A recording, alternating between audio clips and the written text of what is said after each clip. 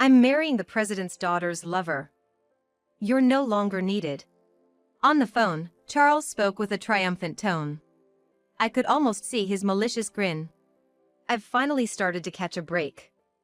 Staying with you, I'd be stuck as a regular employee forever, but now I'm gonna strive to be the next president. He said, laughing. It was as if he was implying that not being able to climb the career ladder was my fault. Charles had this weakness in his character. He tended to blame others when things went wrong. I used to be able to forgive that. Back when I still loved him, but not anymore. My patience has run out. I can't forgive Charles anymore. I have to take action. To make Charles realize his mistakes. My name is Sarah. I just turned 40 a few days ago. I married Charles when I was 25, and we both worked together.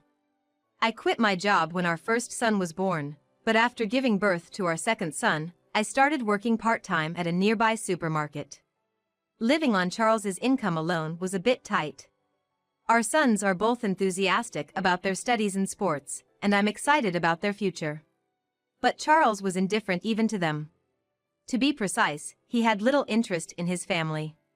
Naturally, he barely spoke to me either, just the necessary greetings every day, and we hadn't had a real conversation in years. There's a parent-teacher conference at our younger son, Tim's school. I had pressed Charles about it. Let's go see it together on that day. I got it. We were both supposed to take a day off to attend the conference. But on the night before, Charles suddenly said this. Going to a parent-teacher conference, it's already more than enough if one parent shows up. I think I'll pass. What are you suddenly talking about? Tim is looking forward to having both of us come.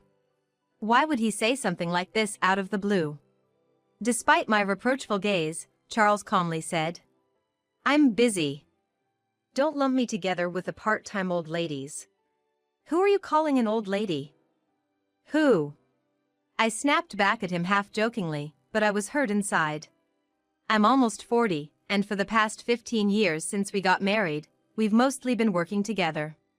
Because of that, we've grown apart, and a rift has formed between Charles and me. I knew that, which is why I invited Charles to the parent-teacher conference, hoping to communicate through Tim and reconnect with him. But Charles just coldly said, If you don't want to be treated like an old lady, then maybe you should care a bit more about your looks. I'm fine being an old lady. I stuck my tongue out at him. Charles left, and I let out a sigh when I was alone. But I take a look in the mirror. There was a middle-aged woman with a slender waist reflected back at me. In addition to my part-time job, until last year, I had also been taking care of my mother-in-law. Her dementia was getting worse, and she started wandering around at night. I had many sleepless nights because of my mother-in-law. Mom sleeps during the day, so she doesn't require much attention. But at night, she walks around all night long. Being bedridden would be worse, right? Mom wants to get some exercise too. Charles fell back asleep without a care, even though he was talking about his own mother. I was the only one burdened with the hardship. As I aged, it became tougher to balance my part-time job and caregiving, so I had to put my mother-in-law in a nursing home, though it broke my heart. Please, come visit me from time to time, she said with a look of anxiety. I do bring my sons to visit her as much as possible. But Charles has never visited his grandmother. I also attended Tim's parent-teacher conference alone. Charles came home later than usual. I could tell he had been out drinking with his colleagues from the smell. My eldest son, Mark, was acting sneaky. Following his brother's lead, Tim also started behaving more distant towards me. Both of them are entering that difficult age. Despite thinking I shouldn't interfere too much, I couldn't help but worry. I decided to confront the two of them. Come on, tell me the truth. What are you guys hiding? Actually, Mark exchanged glances with Tim before finally giving in and speaking. Your birthday is coming up soon, right? So we decided to pool our allowances together and buy a cake. What? I was wide-eyed. I glanced at the calendar. Come to think of it, My birthday is just 3 days away. To be honest, turning 40 isn't something I'm particularly thrilled about. Yet, I found myself smiling, overjoyed by my son's feelings. On my birthday, true to their promise, the boys brought home a cake. "Mom, we even tried to decorate the room for you," Mark said proudly. The decorations were clumsy, but the entire room was adorned with origami decorations.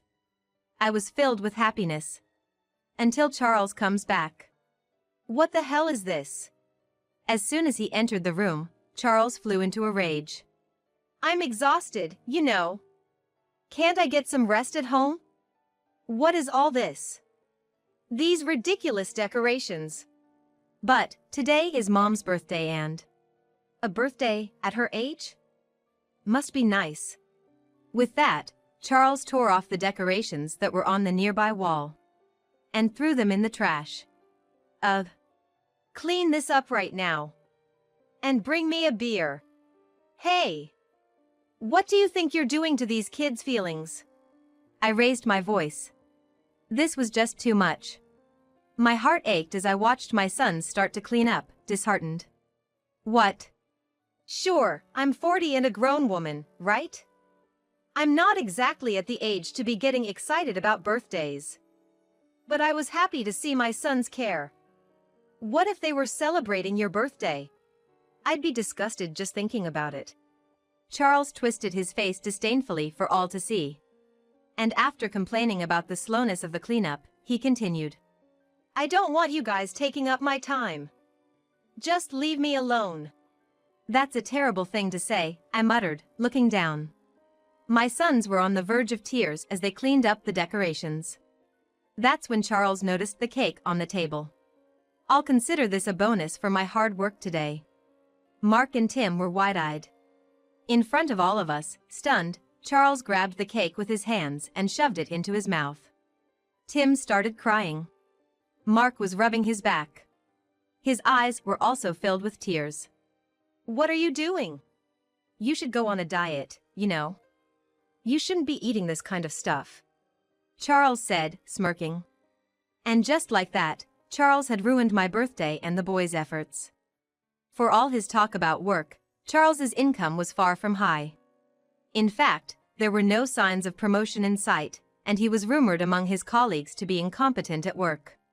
When he was drunk, the complaints would come out. "Kate would really listen to me at times like this," Charles said, holding a can of beer in his hand. I was taken aback. "Who is Kate?" Listening carefully, it seemed that Charles was quite close to a woman named Kate, a junior at his company, who was fond of him. He rambled on about how wonderful Kate was, fueled by the alcohol. "Unlike you, she's pretty, honest, and cute. How far have you gone with her? I wish I could marry Kate. Then I could leave this damn house." Charles twisted his face bitterly. I was at a loss for words. Even though he was drunk, I never thought he would confess his desire to cheat right to my face. The next day, Charles looked guilty. He seemed to vaguely remember praising Kate to the skies while he was drunk. "I'm heading out. Have a good time with Kate," I said. Charles glared at me in silence and went off to work. At this point, I was convinced of Charles's affair. But even so, I found it hard to take the final step to divorce. What would the boys think? I suddenly recalled the ruined birthday party. Since then, the boys had kept their distance from Charles. He was originally indifferent to family, so there was a distance between him and his sons. However, due to this recent incident, his sons completely closed off their hearts. Yet, Charles is still their father. I wondered, is it really okay to cut ties with him that easily? I was troubled. Then, I realized that my worries were in vain. On my way home after my part-time job, I received a call from Charles. He got straight to the point. "I'm marrying a mistress, who is the daughter of a company president. I don't need you anymore." I couldn't comprehend the situation for a moment. My thoughts were frozen. How sudden and absurd is that? But Charles continued to speak as if this was an undeniable fact. "I've finally struck it lucky. If I stayed with you, I would remain a regular employee forever, but now I'm gonna work hard as the next company president. Kate is the boss's daughter? I was surprised again. It was clear that Charles was having an affair with Kate. But I never imagined that Kate was a woman of such high status. To put it bluntly, Charles is average in both income and looks, and he's approaching middle age. I thought he was out of his league with the daughter of a boss. Kate? Well, yeah. You've been obsessed with Kate lately, haven't you? Yeah, I guess so. There was Kate, wasn't there? Charles spoke in a strange way, as if implying he had other mistresses. Anyway, please break up with me, Sarah. Okay. Goodbye, then. I was astounded at how easily I agreed to the breakup. It's not that I was letting Charles have his way. Quite the opposite, I couldn't forgive him. As a first step, I decided to distance myself from him. I knew my sons would understand. When Charles came home with the divorce papers, I signed my name without hesitation. He tried to push the custody of our sons onto me, which I had anticipated, so I wasn't surprised. When I explained the situation to my sons, they responded with figures. Dad never really cared about us, did he? Don't get desperate. I'm here for you, I assured them. That's our line. Mark said, looking out for me. Mom, don't be sad about the divorce. Mark and I are here for you. That's right, Mom. Thank you, both of you. I was moved to tears by my son's words. A month had passed since the divorce from Charles. My life hadn't changed much. I sent my sons to school, took care of household chores, and worked my part-time job. Then, on my way home from work, Charles called me again. He was in a complete panic. Help me! It's Kate! What happened with Kate? I asked leisurely. Mark's making curry for dinner and waiting for me at home today. I can't wait and am really looking forward to it. While thinking about this, I just want to get home as soon as possible. Kate came to my house, and now my wife knows about the affair. That's tough. I responded in a calm manner. I had expected this to happen sooner or later. Concerned about Charles's behavior, Mark and I had followed him and found out the truth. Charles's so-called mistress whom he wanted to marry wasn't Kate. Kate was just a junior at his company and came from an ordinary family. She was young and beautiful, which probably tempted Charles to cheat. However, his actual mistress, the supposed boss's daughter, was in her late 30s and not particularly attractive. How did Kate find out? I did it. I said it as if it was nothing. What? I told Kate the truth. I even sent her pictures as proof. Charles raised his voice at my words. What have you done to me? Thanks to you, my wife is furious and I've been kicked out of the house. I've even lost my job. It's because you deceived that president's daughter, isn't it? That's why this is happening. Charles was speaking as if he was the victim, but he was actually at the center of the problem. I sighed. How many years have you been deceiving Kate and your current wife? Shut up, it's none of your business. Well, it's true now, since we're divorced, I said with a bitter smile. But you were cheating on me while we were married, weren't you? What do you think of me and our sons? Just a nuisance. Marrying you was a mistake. What's wrong with trying to fix a mistake? Charles replied like a spoiled child. He is just a perpetual child, never admitting his faults. But even if he doesn't admit it, others won't let his faults slide. I've lost my job and home, and I don't even know if I'll be able to find another job. My wife talked to her dad, the president, and it seems he's pressured other companies not to hire me. And this is my problem how? I said to Charles, who was speaking so seriously. He was dumbfounded. Besides, I'm not your wife anymore. Let's each take care of our own issues. With that, I hung up the phone. There were several more calls, but I didn't answer. Instead, I got a call from Kate. Charles came to my house. He said he wanted to start over. That's really? I said, utterly astounded. I'm sure Kate on the other end of the phone had a similar expression. Of course, I turned him down and told him never to come back. That's the right decision. I nodded in agreement. After venting her frustration about Charles, Kate's voice softened. I didn't know that Charles was married. I know. All of us were deceived. All of us were victims, and there was no reason for us to hate each other. I'm sorry. It's okay. Don't worry about it. I ended the call with a bitter smile. I also got a call from Charles's current wife. She was emotional, expressing her frustration about separating from Charles and how she was deceived. Her strong voice made me think that Charles really deceived the wrong person. I received a call saying my mother-in-law was feeling unwell, so I went to the facility. The staff looked troubled. We've contacted her son, but he just insists handle it at the facility. So you contacted me? Yes, we know you are divorced, but there's no one else we could talk to. I see. I couldn't bring myself to hate my mother-in-law even though I divorced Charles. She was a solid person before dementia set in, teaching me how to cook. My sons were also close to her. I'm coming in. As I entered the room, I heard a moaning sound.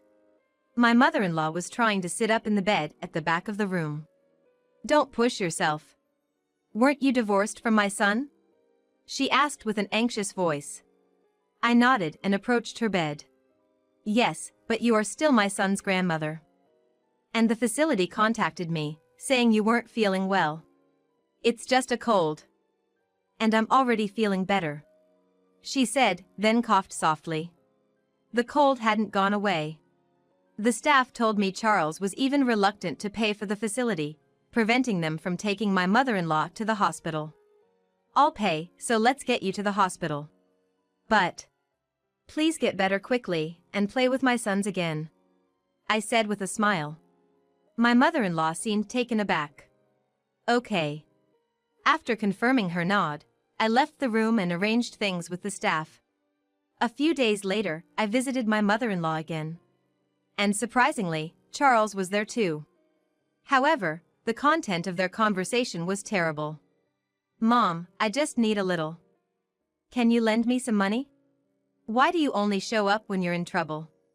Don't be mad. Charles continued to speak in a soft voice, seemingly unaware that I was standing at the entrance of the room. Mom, you must have some of Dad's inheritance left, right? Give it to me. Don't talk nonsense. His mother snapped back sharply, her anger seemingly overcoming her illness and giving her a moment of clarity. The money is for the grandchildren. They'll need it if they're gonna go to college. And I also want to give some to Sarah, who has been very kind to me. That woman is a stranger to us now. Even if she's a stranger, she's kinder than you are. His mother retorted firmly. The inheritance will go to the grandchildren. You won't get a penny from it. Mom. Charles's voice took on a pleading tone. But it was in vain. When his mother noticed me, she smiled warmly. Please take care of the grandchildren, Sarah. Yes, ma'am. I nodded solemnly. Charles was still trying to press his case, but he was escorted out of the room by a concerned staff member who sensed that something was amiss. I later learned that his mother, anticipating that her illness would soon leave her incapacitated, had consulted with a lawyer through the facility to ensure her wishes were followed. Charles had been persistent in his visits, but in the end, his mother's resolve did not waver. When Tim came home from school, he exclaimed in a voice close to a scream. Dad came to my school today and said he wanted to live with me all of a sudden. Given his previous indifference, it was hard to believe he had suddenly started to feel lonely. Besides, Tim was set to inherit from his grandmother. It seemed likely that Charles was trying to take him away in the hope of getting his hands on the inheritance. Are you okay? I asked. Yeah, I ran away. Something's definitely not right. Dad wouldn't want to live with me. Tim was unaware that he was the chosen heir to the inheritance. But he still sensed that something was off about his father's sudden appearance. He might go to Mark's place too. That's a possibility, I replied, hastily getting ready to go pick up Mark. Stay at home, Tim. Don't open the door for anyone. Got it. I left Tim nodding in agreement and rushed out on my bike. I found Mark confronting Charles midway on his way home from school. Both of them wearing stern expressions. Just go away. I don't want anything to do with you anymore. Don't say things like that, come on. Charles pleaded, reaching out his hand to Mark. But Mark turned and ran away. Hey, stop. Help, please! There's a strange man here. Mark called out, effectively labeling his biological father as a strange man. It was harsh. But given Charles's past behavior, it was not entirely unjustifiable. Mark noticed me and latched onto my arm, saying, "Mom, get rid of him, please." "Charles, that's enough," I said, stepping in between them to protect Mark. Charles glared at me, grinding his teeth. "This doesn't concern you. Let me talk to Mark." "Mark is my son," I declared. I had been the one to raise him from birth. Charles hadn't even held him as a baby. While he was out enjoying his weekends, I was at home, overwhelmed with childcare.